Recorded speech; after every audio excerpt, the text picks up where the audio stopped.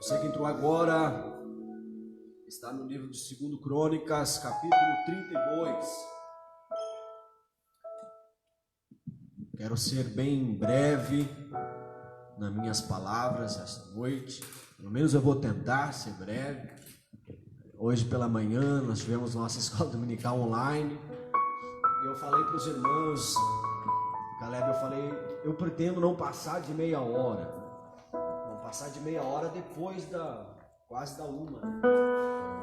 Eu comecei às 9, terminei 10h30. Eu me empolguei um pouquinho. Mas é bom estar aqui com os irmãos. Pedir ajuda para o meu tecladista, né? Para ele tocar para mim. Fazer um fundo musical só para mim. Irmãos, nós lemos então o texto de 2 Crônicas, capítulo 32. Aqui nós vemos o rei de Israel, rei de Judá, Ezequias, tinha assumido o trono, o reinado. Tinha assumido o seu reinado e ele decide no seu coração então buscar ao Senhor. Ele decide no seu coração consertar a casa de Deus. Ele decide no seu coração, mesmo depois de seu pai ter corrompido o templo, ter corrompido o culto de adoração a Deus, Ezequias decide no seu coração fazer diferente. Ele decide abrir o templo novamente. Imagine o templo fechado, como se fosse nos dias de hoje, porém o motivo do templo ter sido fechado não era a pandemia. O motivo do templo estar fechado não era motivos assim de doença, de vírus, não. O motivo do templo ter sido fechado foi a corrupção ter entrado dentro do coração do ser humano. E a corrupção que entra no coração do ser humano agora destrói a espiritualidade, destrói o espírito do povo que adorava a Deus. E então eles começam a banalizar o culto, começam a banalizar o templo, e ao ponto das portas da igreja se fecharem, do templo se fecharem, estar completamente destruído o templo. Aí a Bíblia diz que quando Ezequias assume o trono, quando Ezequias assume como rei, ele diz: não, meu pai pode ter pecado, meu pai pode ter se corrompido, o meu pai pode ter abandonado a Deus, a minha casa pode ter deixado de servir ao Senhor, mas eu não. Eu farei a diferença, eu farei diferente, eu vou cultuar a Deus, e começando a restaurar a casa de Deus. Ezequias é tomado de um zelo pela casa de Deus, que ele então decide abrir o templo novamente, manda que os levitas vão purificar o templo. Aí, depois de muito tempo, Ezequias faz o primeiro culto do seu reinado. Aleluia. Eu fico imaginando que, quem sabe, o povo, aqueles remanescentes, estavam ansiosos por um culto. Aqueles que não tinham se desviado estavam ansiosos por cultuar a Deus, por ir à igreja. Então Ezequias faz um culto de novo, restabelece o culto a Deus, faz a celebração da Páscoa, que era algo para o povo judeu muito importante. Ele celebra a Páscoa, e a Bíblia diz no versículo 26 do capítulo 30 de 2 Crônicas, ele diz assim: houve então grande alegria em Jerusalém, porque desde os dias de Salomão, filho de Davi, rei de Israel, não houve coisa semelhante em Jerusalém. Então os sacerdotes e os levitas se levantaram para abençoar o povo, e a sua voz foi ouvida, e a sua oração chegou até a santa habitação de Deus, até os céus. Depois de muito tempo sem um culto, depois de muito tempo sem uma Páscoa, depois de muito tempo sem relembrar o que Deus tinha feito por eles no Egito, agora a Bíblia diz então que houve uma tamanha alegria que tomou conta do coração do povo, como nunca houve desde os tempos de Salomão. Percebeu a grandeza do sacrifício, a grandeza de voltar a cultuar a Deus, a importância de restabelecer o culto a Deus, pois começa pelo culto, começa pela casa de Deus. Aqui começa, aonde aprendemos aqui, onde somos edificados pela palavra, a casa de Deus, onde Ele ordena a vida para sempre. É aqui na casa de Deus. Aí a Bíblia diz que então Ezequias assume o reinado, faz isso. E aí a Bíblia diz no versículo 20 do versículo, capítulo 31, que Ezequias, tomado desse sentimento de consertar as coisas, de pôr as coisas em ordem novamente, ele diz: assim fez Ezequias em todo o Judá, fez o que era bom, reto e verdadeiro perante o Senhor seu Deus, e em toda a obra que começou no serviço da casa de Deus, na lei e nos mandamentos, para buscar a seu Deus de todo o coração, o fez e prosperou. Deus começa a abençoar Ezequias, Deus começa a prosperar o seu reino. Ezequias, com o seu coração dedicado em buscar a Deus, em consertar as coisas, em purificar o templo, em tirar a idolatria do meio de Judá, em tirar os cultos a deuses pagãos do meio do povo de Judá, a consertar, a tirar tudo o que era impuro do meio do povo de Deus. A Bíblia diz que quando ele se dedica a fazer isso, Deus prospera, Deus o abençoa, Deus faz com que ele prospere. E diante de tudo isso, chegamos ao texto que nós lemos, no versículo 1 do 32, que a Bíblia diz: depois destas coisas, de reabrir o templo, de fazer a Páscoa, de cultuar a Deus, e desta fidelidade, perceba que Ezequias era um rei fiel a Deus. Depois desta fidelidade, veio então Senaqueribe, que era o rei da Síria, e entrou em Judá e se acampou contra as cidades fortificadas que pertenciam a Judá, e intentou no seu coração apoderar-se delas. Vou tomar uma água. E ele decidiu no seu coração se apossar dessas terras, se apossar das cidades. O rei da Síria, Senaqueribe, era um ferrenho inimigo do povo de Deus, e ele então sitia a cidade. E eu fico imaginando Ezequias olhando para o rei Senaqueribe chegando, e no seu coração ele começa então a se perguntar: mas Deus, olha toda a minha fidelidade, eu fui fiel ao Senhor, eu consertei a casa de Deus, eu consertei o culto, eu fiz Páscoa de novo, que esse povo nem lembrava mais o que era, e o Senhor permite que o inimigo venha e cerque a minha casa, a minha cidade. Sabe, irmãos, tem coisas que acontecem na nossa vida que a nossa fidelidade a Deus não impede. A fidelidade a Deus não é a barganha para que Deus nos guarde de tudo, para que Deus nos proteja como um bibelozinho de Jeová, não. A nossa fidelidade a Deus não é para isso, para que Deus nos guarde, não, porque eu sou indestrutível, porque nada, ninguém me toca, ninguém me atinge. Não é isso que a fidelidade a Deus serve. A fidelidade a Deus serve para ter uma comunhão com o Senhor, para viver uma vida de santidade a Deus.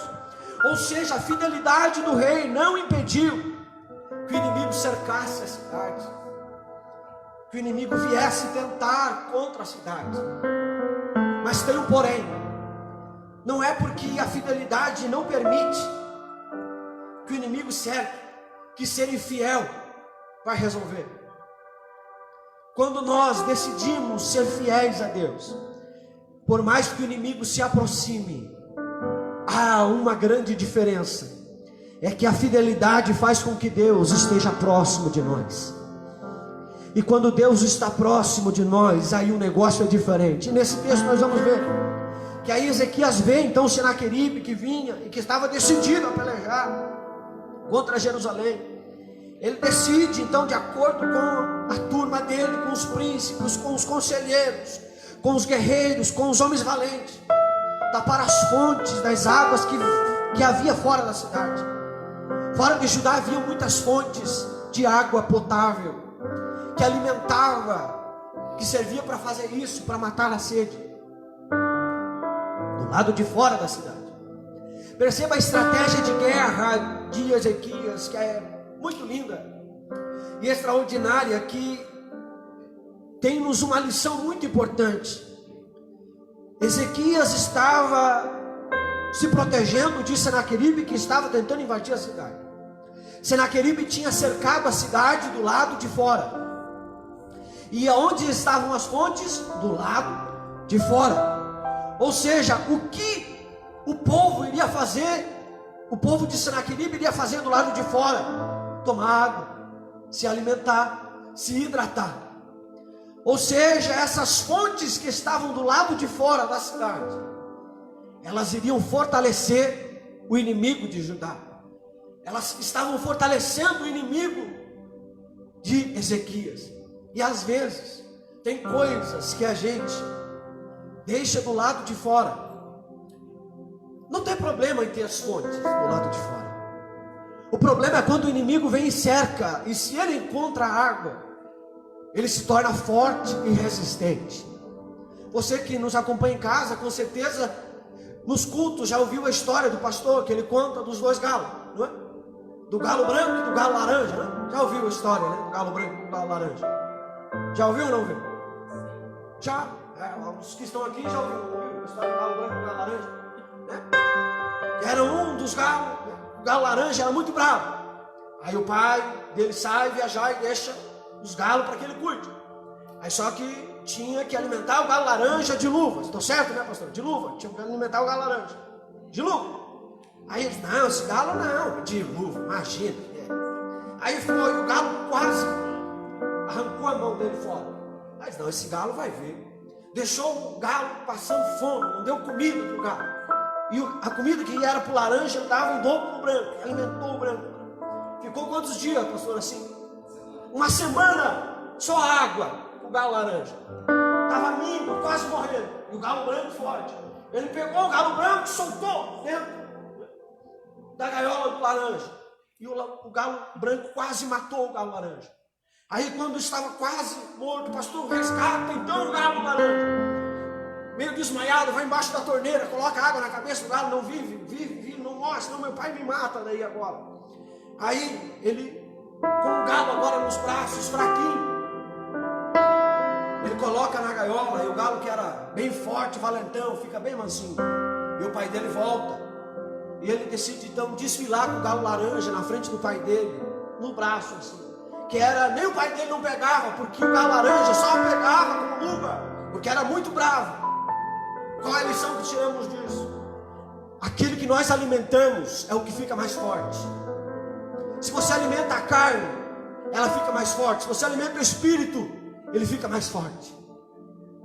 Aqui então o Senaqueribe, ele decide deixar o galo laranja, Ezequias, decide deixar o galo laranja, chamado Senaqueribe, sem água. Ele diz, ele vai ficar fraco. Porque se ele vê a água, ele se alimenta, ele se hidrata, ele fica forte. Ou seja, tem coisas na nossa vida que estão do lado de fora, que fortalecem o nosso inimigo. Eu não sei o que fortalece o teu inimigo e que dá vida para que ele lute contra você. Quem sabe é a internet. Pode ser algo que alimente o teu inimigo e que deixe ele forte. E que assim ele tenha força para te vencer. Eu não sei, quem sabe é as amizades do mundo, quem sabe é o pecado, quem sabe é a pornografia. Mas hoje, em nome de Jesus, decida deixar o galo laranja, a míngua, tapar as fontes do teu inimigo, que assim ele não vai mais ter água para se fortalecer. Então Ezequias decide deixar as fontes das águas fora da cidade tampada. Aí todo o povo se mobiliza. Todo o povo se mobiliza, deixa as fontes tampadas, tampa o ribeiro também. Ou seja, Senaqueribe veio e não viu água nenhuma, estava tudo escondido. Aí a Bíblia diz que ele cobra ânimo e restaura todo o muro quebrado. Eu não sei se não deu tempo de Ezequias restaurar a muralha, ou ele não deu tanta importância para a muralha enquanto consertava o templo, enquanto restaurava o culto. e esqueceu de proteger o seu povo. Eu não sei qual foi uma das duas coisas que deve ter acontecido, mas ele então agora decide restaurar o muro quebrado, ergue o muro, levanta outro muro do lado de fora também, depois daquele, fortifica a cidade, aí faz armas e faz escudo em abundância. Perceba que Ezequias não ficou de braços cruzados enquanto o inimigo estava cercando.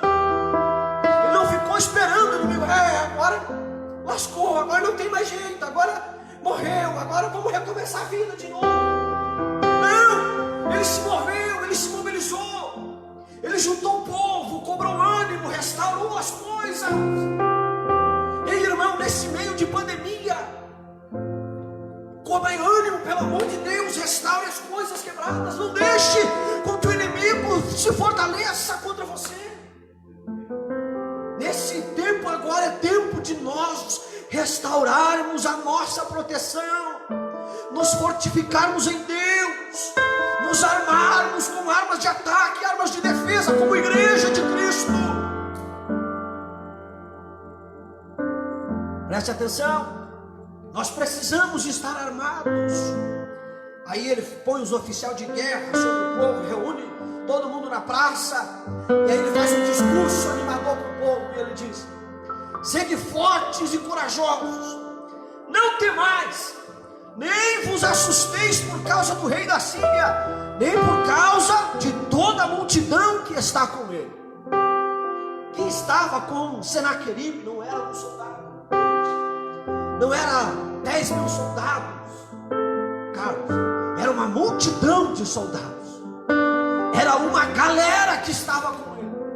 Ou seja, Senaqueribe era muito forte, ele era muito forte, e ele podia destruir Judá se ele quisesse. Ele era muito forte. Aí o povo acomodado, o povo cabisbaixo, e Ezequias começa então a animar o povo: não se assuste com essa multidão.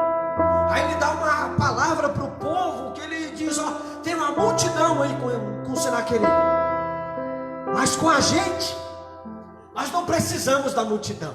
Aleluia. A gente não precisa da multidão com a gente.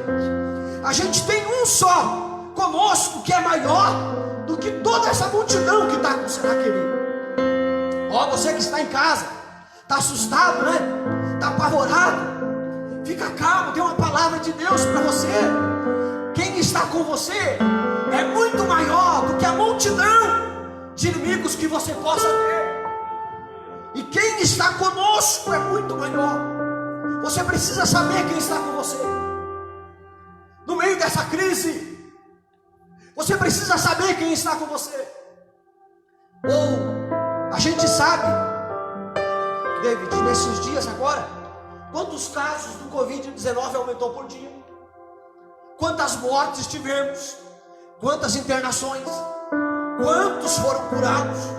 Porque o noticiário hoje é só isso: quantos foram curados? Qual é o índice da curva? Qual é o pico? Se já chegamos ou se saímos? A gente sabe tudo de coronavírus. Mas aí pergunta: quem é que está com você? Acho que Deus está aí, por aí.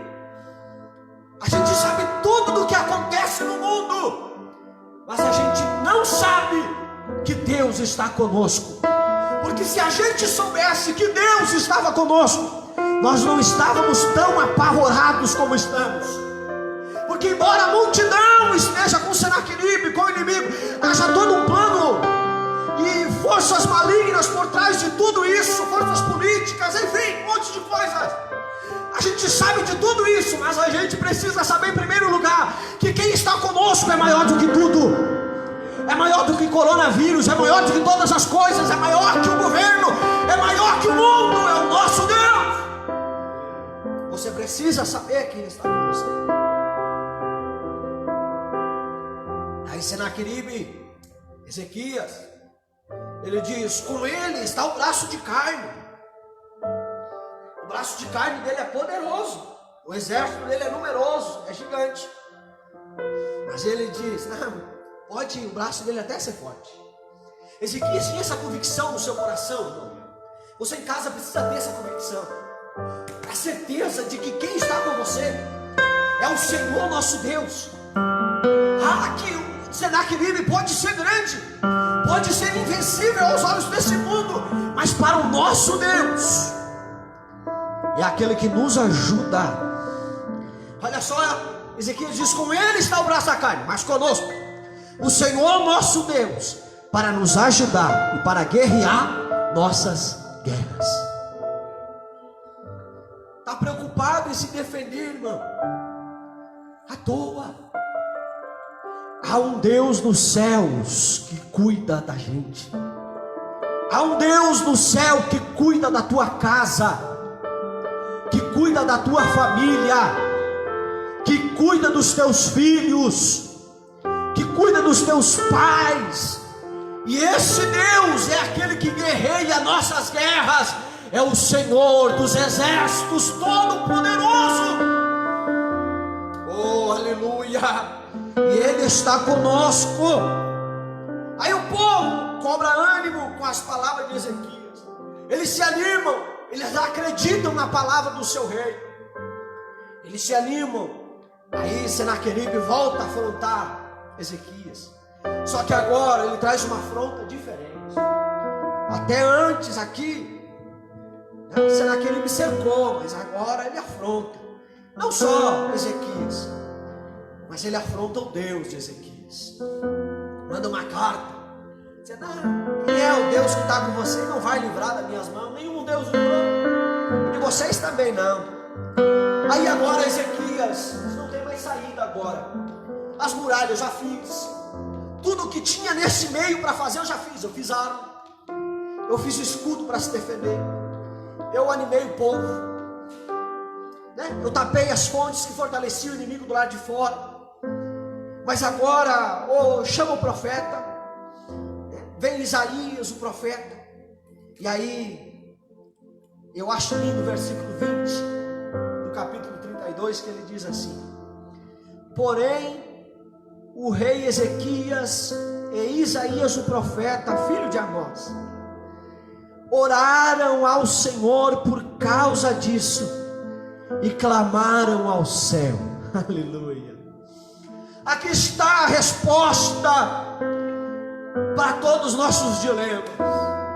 A gente se preocupa muito com as coisas aqui. A gente se preocupa muito com o que fazer amanhã. A gente fica muito tempo preocupado com as coisas.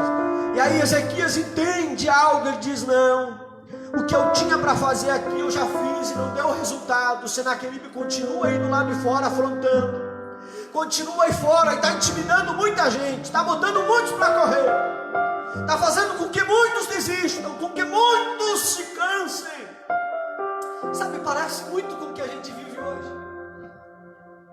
Tem muita gente que já desistiu, muita gente já parou por causa do inimigo, parou por causa do Covid, talvez, parou por causa de tantas coisas, Caleb, mas pararam, desistiram. Senaqueribe foi muito forte. Senaqueribe nem guerreou ainda, nem lançou uma flecha, não, está só cercando, só rondando, e tem gente desistindo. Senaqueribe só está ao redor, só bramando como leão, está ali só na volta. E tem gente que só com o cerco de Senaqueribe já larga na pernada. Não, essa vida não é para mim, eu vou me embora, eu vou viver no mundo, porque esse cerco não está dando. Quem sabe você em casa está pensando assim, não, esse cerco está muito acirrado, eu vou largar fora, eu vou desistir, eu vou ir embora, eu vou abandonar tudo, eu vou abandonar a fé, porque Senaqueribe está aí, eu fui fiel, e a minha fidelidade não impediu que Senaqueribe cercasse. Mas aí a fidelidade de Ezequias agora fez toda a diferença, porque ele sabia que havia um Deus no céu que era fiel, que não iria desampará-lo no meio dessa crise. E aí Ezequias se junta com o profeta e ele ora ao Deus dos céus por causa das afrontas. E eu imagino a oração de Ezequias assim, Ezequias dizendo: ó Deus, o Senaqueribe está furioso aí fora, ele te afrontou, ele disse que o Senhor não é capaz de livrar ele das nossas mãos dele, porque ele é muito forte, nenhum Deus antes o livrou, e o Senhor também não vai. E Deus, o nosso único socorro é o Senhor agora. eu não posso fazer mais nada. O único socorro agora é o Senhor. Ele ora a Deus, ele clama aos céus. Eu imagino o desespero na oração de Ezequias.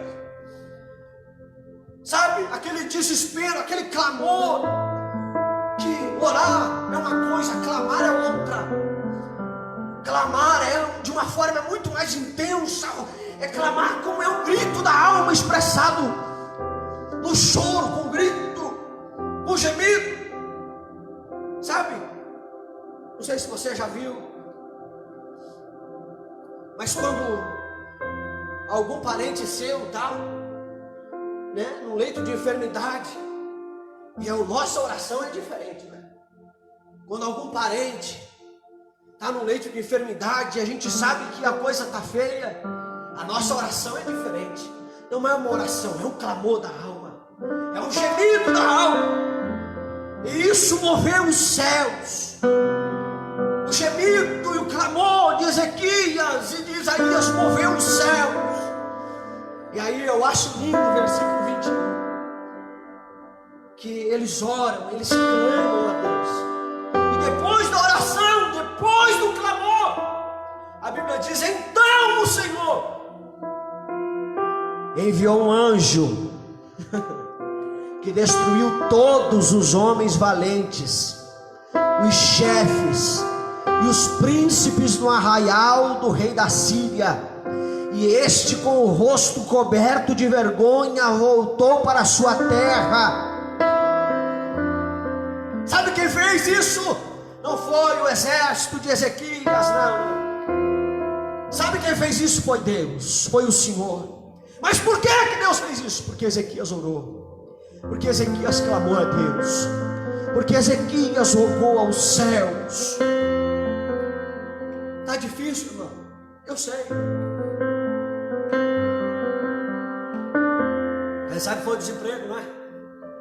Te intimidou, nos acovarda muitas vezes. A incerteza do amanhã nos acovarda. A incerteza do que vamos fazer depois, na segunda, na terça. Aí chega na terça, o nosso coração começa: será que volta a bandeira vermelha na próxima semana? E aí a gente fica pensando nisso. E aí Ezequias está dizendo para nós essa noite, sabe o que Deus está dizendo? Se preocupa um pouco menos e me busca um pouco mais. Eu sei que é difícil tirar a preocupação, é normal sentirmos preocupação, porque nós somos humanos, e a gente gosta de estar no controle das coisas e saber que amanhã as coisas estarão bem. Mas como nós cantamos no início, porque Ele vive, nós podemos crer no amanhã. Não é por nada, não é porque eu sou bom, porque o coronavírus acabou, não. É porque Ele vive, porque o Senhor vive, nós podemos. É porque Ele vive, nós podemos crer no amanhã. A nossa esperança está nele. A nossa vida está pautada na rocha que é Cristo. E é Cristo quem nos garante a vitória, quem nos sustenta no meio da crise. E a Bíblia diz que nunca vi nem o justo mendigar o pão, nem sua descendência passar fome. Ou seja, não se preocupa, irmão, é Deus quem cuida da nossa casa, é Deus quem cuida da nossa vida. Deus requer apenas de nós fidelidade, e que nós o busquemos de todo o coração, que Ele cuida da nossa casa, que Ele cuida da nossa vida, que Ele cuida do amanhã, Ele cuida do futuro, Ele cuida da nossa vida. Eu ouvi ainda ontem um pastor falando que a preocupação dele não era com a igreja de hoje, não era com as coisas de hoje, mas era que igreja os filhos dele iriam frequentar, que evangelho os filhos dele iriam vivenciar. Qual era o evangelho, que cristianismo seus filhos iriam viver? Qual era a imagem de um homem de Deus que ele estava passando para a sua casa, para a sociedade? E essa deve ser a nossa preocupação, em buscar a Deus. A nossa preocupação deve ser em buscar a Deus, não com as coisas desse mundo, não as preocupações, eu sei que é normal a gente nos preocupar, mas aí eu ouço Jesus falando lá em Mateus, capítulo 6, as preocupações da vida, né? O que vestir, o que calçar, o que comer. Aí vem Jesus dizendo: buscai em primeiro lugar o reino dos céus e a sua justiça, e estas demais coisas, o que? As preocupações vos serão acrescentadas. Que a nossa preocupação da nossa vida seja em buscar a Deus, em buscar o reino de Deus, em nos estarmos íntimos nele nesses dias. E eu quero orar por você, e depois o Caleb canta mais uns 2 louvores aí, que a gente tem um tempinho, porque o nosso Deus é bom e Ele quer cuidar de você, sabe? Eu não sei, quem sabe você deixou um pedido aí nos comentários, eu não sei, mas eu sei de uma coisa, que o Deus que pelejou por Ezequias é o mesmo Deus que pode pelejar pela tua casa. O mesmo Deus que deu livramento para Ezequias é o mesmo Deus que pode guardar você, que pode guardar a sua casa. Porque o nosso Deus cuida da gente. Feche seus olhos aí para nós orar. Feche aí na tua casa, feche. Eu sei que quem sabe tem uns que estão fazendo algumas coisas e ouvindo, mas eu sei que tem pessoas que estão agora sentadas no sofá e com lágrimas nos olhos, estão dizendo: Deus, socorre a minha casa, Deus, socorre a minha família. Jesus, eu não sei o que fazer, mas o Senhor cuida. Salva meus filhos, Jesus, salva minha casa, salva meu marido, salva minha esposa. E eu quero orar com você essa noite agora.